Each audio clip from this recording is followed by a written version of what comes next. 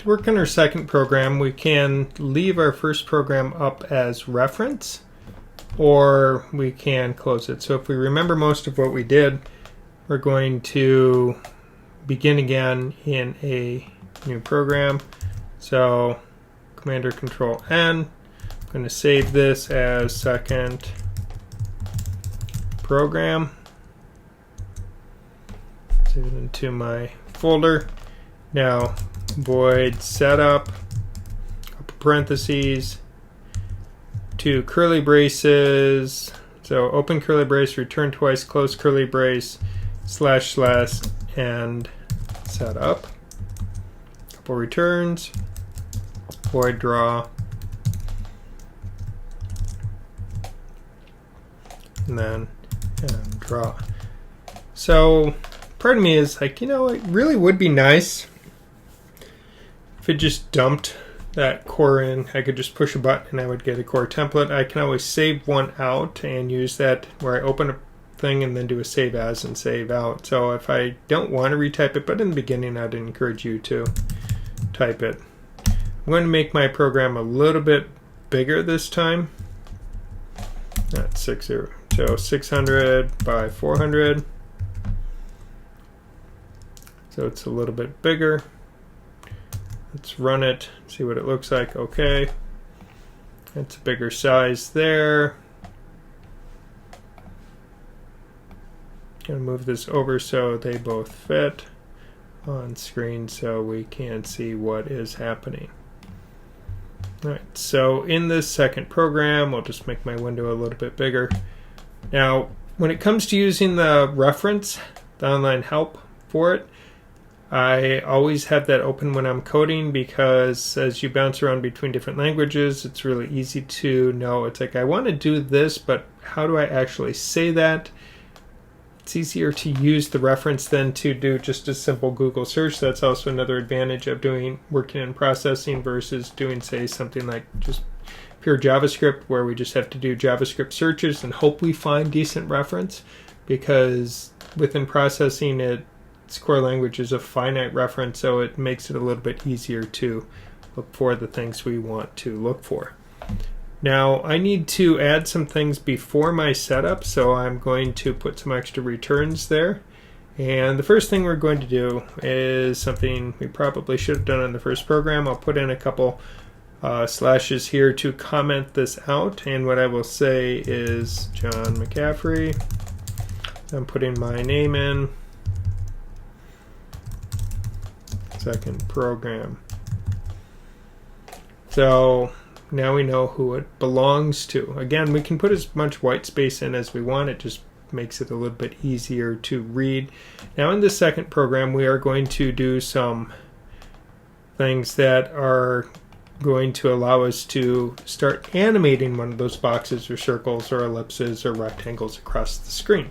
And what we need to do is we need a way to store its position information. So to be able to store that position information, we need to create a variable or an object to hold that data. So within processing, we have to type our variables, so we have to specify what kind or type that they are. We can go read in the reference for those, but when we're working with numbers, typically we're going to have two options. We will have int if we're going to work with whole numbers. So I could go int x right here. And we also have another option of float. Now, what the difference is int is a whole number, float is a number that can have decimals on it. So if I were to assign a value to x of, say, 2.5, I would get an error because 2.5 is not an integer. It is a floating point number, so there's a decimal and there's something after it. So floating point numbers can be a whole number, so they can be equivalent to an integer, but they have the ability to have something after the decimal point. Probably don't want to do mix ints and floats, using that just as an example, but we certainly could, and it would work just fine in our program. So right now, I'm going to start out and set my x will be, not minus, is equal to 0. and I'm going to set my y is equal to, we'll just move it off the top of the screen. Now, what we can do is first, let's go find my tools and color selector so it can help me choose my colors, because that's always nice. That purple was a decent color, so we will copy it, and I will just type in fill, paste in that value, semicolon, and then what we can do is go rect x comma y comma, and we'll just set our width equal to 50 and our height equal to 50 for now. Why not? If I run my program, see, there it is. We've got a rectangle just sitting there, but it's not moving yet, because what we need to do is we need a way to say x is going to be equal to whatever x was currently plus, we'll just start out with the value of 1. So x is equal to x plus 1. Now if we run our program again, we'll see that, and we're getting a black square, that black line that's happening after it that we can see right here. That is because our square does have a black outline around it. So if we want to take care of that, we can change our stroke color so that the stroke color is something else. But you also notice that we never erased the previous one, so it just kept drawing and drawing and drawing and drawing there. So there's a couple problems or things we want to try and tackle here and address as we do this. So the first thing that we could do is we could take our background, and I can now clear it. Currently my background is just a light gray color, so if I want to choose a light gray color, I could just choose something like that. Oh, there we go. Hex colors require all 6. JavaScript allows me to use the 3 or the 6 option, where if I just put in 3, it assumes that I wanted paired values like that, but processing is not so generous. And now we can see our box is animating. Now if we want to change our stroke color, that is something we could also do. So working with the stroke color, we'll go find a new color, copy that, and now after my fill, stroke, paste, close parentheses, semicolon, run my program, and now we can see we do have a different colored stroke. So that's a fun way. Now we're only animating on the x-axis right now. If we want to animate on the y-axis here, we can go y is going to be equal to y plus 1. Now if we run our program, we should see it moves diagonally down the screen here. So it's not really satisfying when it goes off the screen and disappears. So what we want to do is come up with 2 options here. One is we will go for a classic screen wrapping, which is in kind of video game language referred to as the asteroid screen wrapping, where we make something move from one side of the screen, it reappears on the other side. And the other option is we could make our object bounce when it hits the edges of the screen. So to do that, what we may want to do is to add in a few additional variables to keep track of it, just because if we do this, then it will be easier to work with our code. So a good rule of thumb is anytime you're assigning a number to a property of something in your code, that what you really want to do is you want to store that number as a variable, so you can just change it in one place and it updates what is going on with it. So instead of using the 1s here, using the 50s, we're going to create a few more properties to work with here. And to do that, what we can do is we can just simply go int w and h for width and height, and then we'll just go, and I'm just going to go change this back to an int for that, just because it just looks weird having one float. It won't impact the functionality at all. So we could write something like speed x. Now it's common whenever we're stringing things together, multiple words, we use something in programming called camel casing, where we capitalize the next element, just like I did in the name of second program, first program. I capitalized the P, but I put two words together.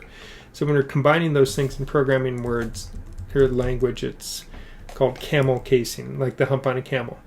Another option, instead of, I like my code to be as easy to read as possible, but I like to use as few of kind of keystrokes. So with Vx would be our velocity x. So we could use speed x or Vx. I'm going to use Vx just because it's fewer things to type. And it also, when I do speed, we don't go speed x like that, but typically we do speed x. And I've seen a lot of typos happen where people sometimes capitalize the x or capitalize the speed x, speed y. Sometimes they forget to, and then their code breaks and they're really frustrated. Where Vx and Vy are just a little bit easier because there is no capital change going on. So then we work with that. So typically we list all of our global variables, things that we're accessing across multiple functions. And then we define any of those inside our setup, and then we can access them in draw. Now we will move from global variables to local variables. Local variables are contained within a specific object, so they're not things that belong to the program as a whole, because say I wanted to not just have one box, but I wanted to have 1,000 boxes moving on screen.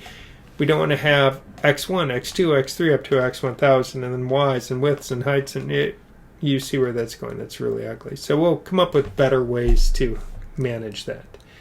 Now my width is going to be equal to 50. My height is going to be equal to 50. And then my Vx is going to be equal to 1. And my Vy is going to be equal to 1. Now you can change those numbers around as you see fit. Now if I update my code here, the goal is going to be first to make my program behave exactly as it did before. And if it does that, then I'm in good shape. I'm just going to make my window taller here so we can see more lines of code at a time, because if you're watching this on a video, you don't have the luxury of saying, hey, could you scroll up or down in your code so I can see something? So that's why we'll just kind of try and make this a little bit easier to see. So now, if I run my program, we'll see that it's doing exactly the same thing as it did before. So it's a good place to be. But now that we've moved this, so we cleared the background, we draw an object, we update its position, and then what we want to do is we want to check and find out if that update has moved us off screen. So one thing we can do, we're going to just handle one direction at a time first. So I'm going to just make this move in a horizontal direction. If we want to comment out a line of code, a very quick way to do that is either Command or Control and hit the slash key. It puts two slashes in front, it turns that line into a comment. The advantage of doing that is now I can hit Command or Control slash and it turns it back to a line of code. So it's really common when we are doing troubleshooting. We may just highlight, if I just highlight that, something like that, and then I hit Command or Control slash, it comments those lines of code out. So when code breaks, we comment things out and then we start adding pieces back to try and deduce where our break happened. So learning how to troubleshoot and debug your code is something that we're going to work extensively on over the course of this class. So first I'm just going to comment that out. We'll run it again, make sure it's just going horizontally. There we go, perfect. So now I want to check what happens when I hit the edge of the screen. So the way that we do that, I'm just going to put an extra return in there so we have more visible space to see what's going on. I'll say if, and we put in a parenthesis, so we're saying if, and then the condition that we're checking. So if my x is greater than, see, our whole program is 600 wide, so I could put in 600. And this is where we could also store that 600 and 400 in variables as well. So then if we just update what those values are, our whole program updates. But we'll just say if my x is greater than 600, then I put in a curly brace, hit return twice, close curly. I'll just put and, comment, and if, so we know that's what happens there.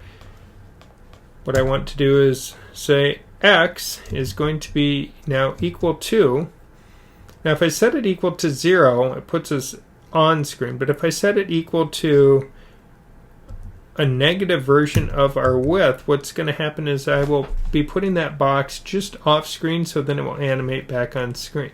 I'm going to change my VX to 2 so I don't have to wait as long, change Y. Now I can watch it run. We'll see it go across, and it will just disappear off screen, and then it reappears.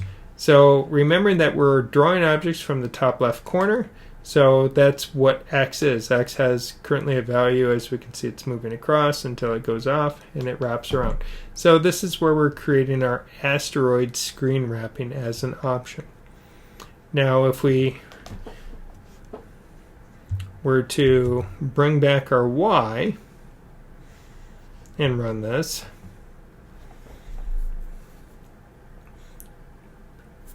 goes off screen. So now we need to repeat the same process for Y. So if Y is greater than 400 in this case, then curly brace, return twice, close curly, double slash, and if,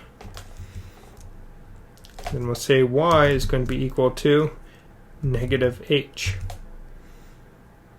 And another part about using W's and H's here is in your program, you can make your object whatever size you want. You don't have to follow what I have done. Now we watch what happens, and we can see how it wraps, moves across the screen. So this is creating the asteroid screen wrapping as an option. So with very little work, we've been able to put something on screen, animate it, and make something happen.